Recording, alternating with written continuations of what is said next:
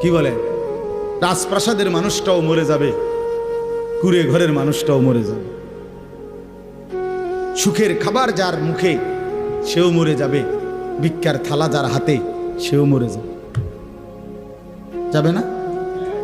তো যেটা নিশ্চিত অনিবার্য বাস্তবতা, যেই মৃত্যুকে আড়াল করার, অস্বীকার করার, পাশ কাটার কোনোই ব্যবস্থা নাই, কোনোই ব্যবস্থা নাই। না ক্ষমতা দেখাইয়া, না কাইন্দা কাইটা, কোনো সিস্টেম নেই।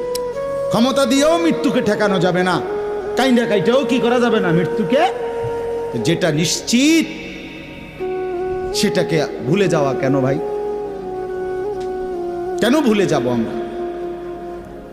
আল্লাহর নবী সাল্লাল্লাহু আলাইহি ওয়াসাল্লামের যেই হাদিস আমি পড়ছি, এটাই নবীজি বলছেন, আকসিরু যিকরা হাদিমিল লাজ্জাত, আমার উম্মত প্রতিদিন বেশি বেশি